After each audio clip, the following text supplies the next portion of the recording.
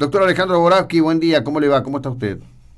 Luis, buen día, ¿bien usted? Bien, bien, bien. Bueno, ayer hubo una audiencia en la Cámara Federal de Mar del Plata, Cámara Federal de Apelaciones, en donde aquello de lo que se trató es de un recurso al respecto del decisorio de marzo del 2018, en donde Martín Bava dictó el sobreseimiento de Pedro Federico Hoff, luego de que la Corte Suprema confirmara la absolución en el jury en 2014. De esto lo más que está publicado en dos medios que claramente responden a una visión e ideología determinada, en donde lo más sorprendente de todo esto es que la verdad que lo publicado habría que mandárselo a la Comisión Provincial de la Memoria para que haga una auditoría ideológica de lo escrito, digo, para tomar esto que está de onda, que es una auténtica aberración.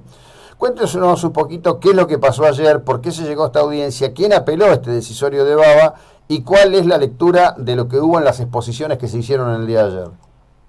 Bien, sí, la verdad que sí, esas dos publicaciones, sí, la verdad que habría que auditarlas, porque no son exactas, no son totalmente una versión tergiversada de lo que sucedió. Lo que pasó ayer fue lo siguiente, como usted bien dice, 2014 el jurado de enjuiciamiento absuelve al doctor Hoff, lo declara no culpable de los hechos que se habían denunciado. ¿Cuáles eran? Haber dado amparo mediante el rechazo de acciones de habeas corpus a la represión ilegal. Se promueve el jury, se demuestra acabadamente que no había ni delitos de lesa humanidad en esta cuestión, ni faltas funcionales, ni delitos comunes cometidos en el ejercicio de la función pública. Los querellantes recurren ante la Corte de la provincia, como que confirma el decisorio en todos sus sentidos. Y a su vez recurren a la Corte de la Nación, quien, después de examinar todo el volumen de la causa, 40 y pico de cuerpos, decide rechazar el recurso, declararlo inadmisible, con todo a la vista. Cuando esto sucede, el juez de primera instancia, la causa penal, que era el promotor del periodo de desafuero, es decir, del jury, que había comunicado la prueba en uno y otro expediente, es decir, mandó prueba de la causa penal al jury y le pidió al jury la remisión a la causa penal de todos los antecedentes, declaraciones testimoniales, informes, documentos, pruebas de informe a través de la Dirección de Inteligencia de la Provincia de Buenos Aires, todo lo que las querellas en uno y otro lugar, que eran las mismas, habían solicitado. Dice, mire, si la Corte decide ponerle fin a esto porque entiende que no hay cuestión federal metida en el medio, yo no puedo hacer menos que acoplarme a esa decisión, porque en última instancia todo esto va a terminar de nuevo allá. Entonces, después de 14 años de prueba, el juez dice, esto se termina. El acusado, el investigado, no es autor de los delitos que se le indilgaron. Y esto viene de la mano con lo que decidió el jury. Pero frente a esto, y después de 4 años de que ninguna de las querellas, ni la Fiscalía, produjera prueba, ofreciera prueba, es decir, mire, hay un testigo acá, hay un testigo allá, hay prueba de expedientes que esto no lo tuvimos en cuenta, que ahora lo tenemos en cuenta porque aparece, necesitamos que se produzca, ven el sobreseimiento y lo apelan. Es decir, apelan la decisión de su propia negligencia probatoria. Y ayer en la Cámara se llevó adelante la oralización de los argumentos que se habían anunciado por parte de las querellas y de la Fiscalía, por una pobreza franciscana alarmante.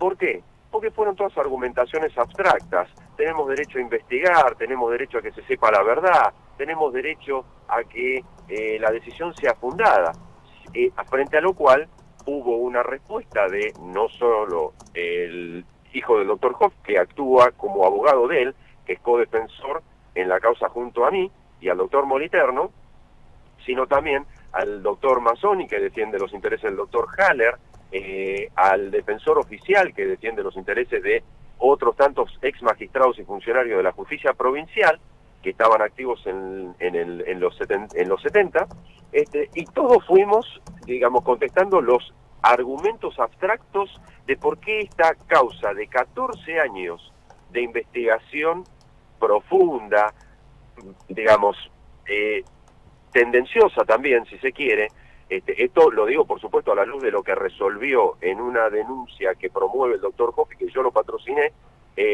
ante la justicia federal por un armado de causa, y que la casación de la Nación dijo, sí, efectivamente, esta causa tiene olor a armado. ¿Está? Se respondieron todos y cada uno de esos argumentos, haciéndoles ver que si la Corte había decidido la convalidación de que no existen delitos de lesa humanidad, la causa no tiene sentido que siga adelante, porque esto fue una inquietud de... Me parece que lo perdimos, chicos. Que no concurrió a sostener la argumentación de su apelación. Y esto fue curioso también. Claro, pero a ver, hay dos aspectos en esto y me interesa trasladar esto a la audiencia, que en definitiva estimo yo en un volumen importante. Esta audiencia no tiene ni idea de que ayer hubo una audiencia en la Cámara Federal, de que ayer se dejaron establecidos estos parámetros que usted está describiendo para nosotros, porque realmente se da una situación de recorte publicado, pero además la verdad que con respecto de las audiencias propias de aquellos que siguen estos medios digitales, concretamente voy a decir, esto es 023 y qué digital, son engañados literalmente por aquellos que se dirigen a ellos, ¿no? Es decir, se hace un planteo que no tiene absoluta, total y completamente nada que ver con lo ocurrido, donde además hay un dato importante. Quien recurrió y logró en definitiva que se llevara esta audiencia del día de ayer fue la Asamblea Permanente por los Derechos Humanos, y los abogados de la APDH no estuvieron presentes ayer. No, claro, si yo tuve que pedir que justamente ese recurso se tuviera por desierto, porque no concurrieron a fundamentar el recurso, por lo que claramente están consintiendo que el sobreseimiento es ajustado a derecho, que era lo que habían sostenido en la indicación de sus motivos en el escrito de apelación. Y eso es sorprendente, porque fueron justamente los que impulsaron y promovieron, a la par de otras querellas, el juicio político.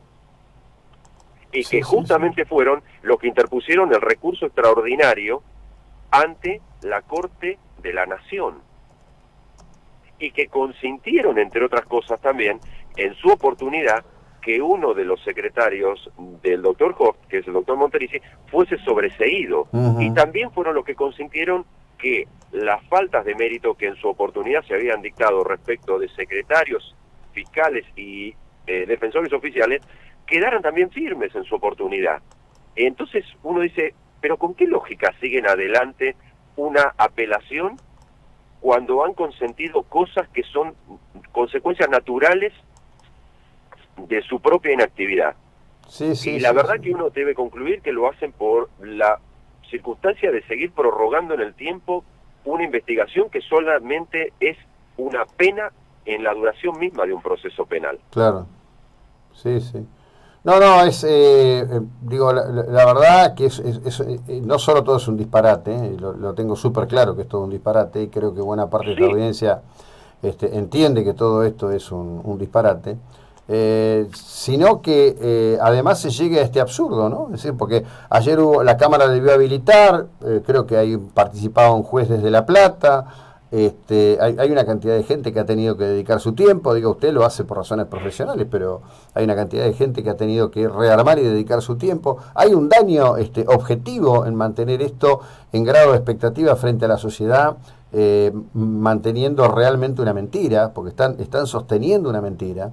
Y además cuando uno mira lo que está pasando, por ejemplo, ¿no?, con el tema del caso Santoro, yo acá vuelvo a hacer hincapié en algo, yo creo que Santoro y otros, Fontevecchia, Berbisky, son parte de otros juegos, pero digo, estamos frente a un grado de locura donde un juez federal va y le dice a la Comisión Provincial de la Memoria, audite la psicología de lo escrito, la ideología de lo escrito. Digo, que se mantenga esto, es parte del mismo esquema de pensamiento. Si la justicia no me da el resultado que yo busco, lo voy a buscar de cualquier manera. Por supuesto, sí, eso es así tal y cual como usted lo dice. Se ve como patrón común de orientación de la actividad en todas las causas de este tenor, claramente. Pero con el agregado de que acá yo me permito decirlo porque tengo el respaldo de la decisión de la Cámara Federal de Casación Penal en la causa que se inicia con motivo de la denuncia que el doctor Hoff hace respecto de la estructura federal en cuanto a esta causa que ayer tuvo la audiencia conclusiva de un proceso que terminó anteriormente en la Corte de la Nación diciendo acá no hay cuestión federal que investigar. O sea, se entiende digamos, lo conectado que está una y otra cosa, no obstante lo cual hay un interés de seguir adelante a como dé lugar. Claro. Por eso yo le decía que ayer la argumentación que uno, digamos, debe tolerar en respuesta habitualmente de parte de las fiscalías o de parte de ciertos juzgados e incluso de tribunales de revisión, cuando le dicen no logro advertir cuál es el motivo de su agravio, no logra evidenciar usted cuál es el perjuicio que le provoca esta decisión injusta, cuando en realidad la privación de la libertad de una persona o el sometimiento a proceso injusto de una persona ya son agravios suficientes por sí. Claro. Y ayer yo lo vi casi como si tuviese cambiado el lugar habitual de ubicación, y tuve que ver que se decía hay gravedad institucional como si fuera en clichés. Hay gravedad institucional, hay alarma, escándalo, porque esta decisión no puede ser tolerada, tenemos derecho a investigar, tenemos derecho a saber la verdad. Sí, claramente todo el mundo lo tiene, pero después de 14 años de investigación, ¿qué me va a decir? Que no logró conmover esto, y después de un jurado que está integrado por miembros de la Corte, por abogados que son integrantes del Poder Legislativo y abogados en ejercicio de la matrícula que son conjueces de la Corte, es decir, gente calificada no solo en conocimiento sino en trayectoria y en años de experiencia, integraron un tribunal y decidieron declarar no culpable después de analizar todas y cada una de las pruebas que las partes sometieron a proceso, y que incluso el mismo tribunal, porque tiene ciertas facultades oficiosas, ha dicho, bueno, esto es de interés del tribunal compulsarlo, y que fue ratificada por otros 5 miembros de la Corte de la provincia de Buenos Aires, y luego por los 5 miembros de la Corte Suprema de Justicia de la Nación.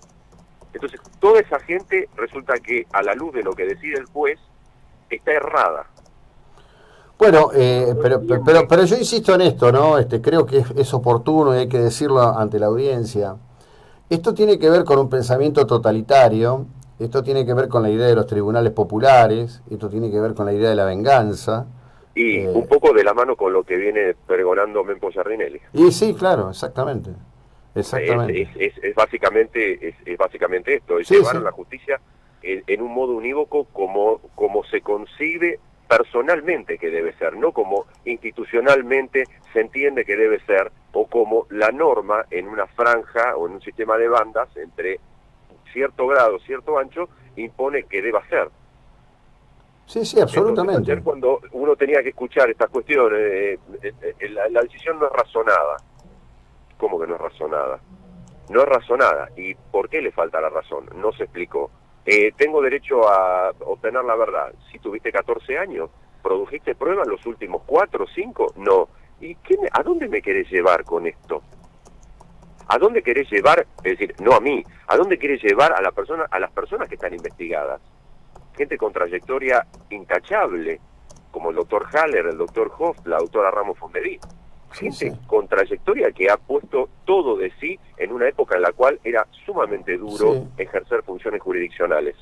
Claro, pero además ahí a mí me parece que hay un tema que yo siempre siento que se lo debo a los más jóvenes, ¿no? Yo estoy atravesado por esa historia, es mi contemporaneidad. Cuando se produce el golpe del 24 de marzo del 76, en la República Argentina, en muchos casos lo hubo, pero en Mar del Plata faltaban las banderas en las ventanas saludando el golpe. Sí. El golpe no fue un acto malicioso de un grupo minúsculo, fue el resultado de una situación estructural, institucional, de enorme demérito público, atravesado por la violencia de las organizaciones y de la violencia del Estado y de la destrucción del patrimonio de la economía y la baja convicción democrática de la mayor parte de la sociedad. En ese contexto hubo un conjunto de personas que fueron convocadas, algunos de ellos fueron nominados o impulsados por sectores eclesiales, mucho de eso pasó en Mar del Plata, y cuando llegamos al momento de la recuperación de la democracia, luego de la batalla de Malvinas, lo que ocurre es que se tomó una decisión institucional. El doctor Carlos Nino fue fundamental en eso, en la decisión del presidente Alfonsín, de mantener a aquellos que no estuvieran incursos en situaciones exacerbadamente desdorosas. Pero el dato central es que la competencia al respecto de los temas de las detenciones y desapariciones eran de competencia federal y no provincial.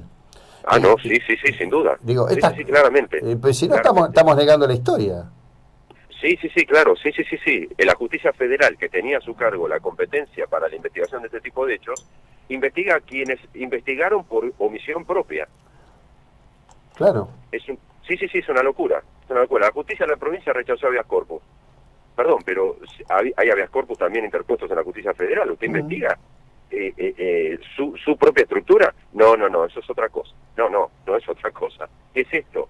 Bueno, analizaron estas cuestiones e hicieron un desdoblamiento arbitrario. Los habeas corpus fueron tramitados con regularidad, con rectitud, con la celeridad clara. Algunos de ellos, hasta incluso, fueron recurridos y la Cámara Departamental de Mar del Plata de aquel entonces, de Justicia Ordinaria de la Provincia de Buenos Aires, confirmó las decisiones de primera instancia. Pero se hizo un corte, una quebrada, y vaya uno a entender por qué no se investigó la totalidad o integralidad de los sujetos que intervinieron en todo esto.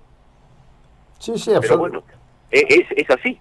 Sí, es así como usted lo dice. Sí, la competencia exclusiva era del Fuero Federal. Sí, es más, hay constancias de la tramitación, es decir, de la interposición de habeas corpus en la justicia federal. Pero aparte hay que hacerse otra pregunta. ¿Por qué iban a parar todos al mismo lugar? Sí. Porque creo que esto viene un poco de la mano con lo que incluso ayer el doctor Hoff dijo en su alegato, manifestó. Existe incluso hasta un informe de la Dirección de Inteligencia de la Policía de la Provincia de Buenos Aires que habla sobre la tendenciosidad ideológica en contra de la estructura represiva de aquel entonces, si se quiere entender bajo los términos actuales, para que sepamos a quién me estoy refiriendo, era ideológicamente adversa. Es decir, se hablaba del doctor Hoff como una persona recta que no hacía distingos por su función en la investigación de fuerzas de seguridad particulares. Y fuerzas de seguridad me refiero a policías, militares o quien sea. El hombre era recto en su función y esto fue lo que recabó en un informe la causa a partir de lo que se dejaba sentado en los informes la Dirección de Inteligencia de la Policía de la Provincia de Buenos Aires. Entonces, hasta incluso su misma fuente de información, es decir, la de la investigación, da como fruto que el doctor Hoff, padre, en el cumplimiento de sus funciones, fue lo recto que recabó el resultado final del jury. Como consecuencia de su actuación recta, no cometió faltas ni delitos ni incumplimiento de sus funciones en el ejercicio justamente de su función pública. Incluso fue el elegido por muchos en esta virtud, no solo humana sino profesional, para justamente resolver pedidos de habeas corpus, porque sabía que no le temblaba el pulso al momento de pedir informe a las comisarías, a la subzona militar, a través de, como correspondía, los organismos pertinentes y a la unidad regional en ese momento. Es decir, le pedía informes sobre la eventual desaparición forzada de personas a las entidades que en otros juicios se demostró tendrían alguna intervención. Entonces, ¿por qué se iba siempre al mismo lugar? ¿Porque no lo hacía o porque lo hacía? Creo que hasta incluso el reproche de la historia es injusto. Absolutamente, pero bueno, creo que es parte de la tarea que algunos hemos aceptado que nos toca, y simplemente quizás pase por ahí. Y también es parte de una contradicción central que no es nueva ni es producto de esta época. Lo que es de esta época son los instrumentos, que es la persistencia en la construcción de historias ficcionales, ¿no? Y basado en uno de los preceptos de Goebbels, que dice que una historia debe ser lo suficientemente simple para que una mayoría la comprenda del modo más accesible que se la pueda relatar y repetirla tanto que al final termine siendo creíble. Es decir, miente que algo queda, ¿no? Bueno, creo que de eso se trata. Alejandro, gracias, buena jornada, muy amable. Hasta luego, Alejandro Borowski, abogado, uno de los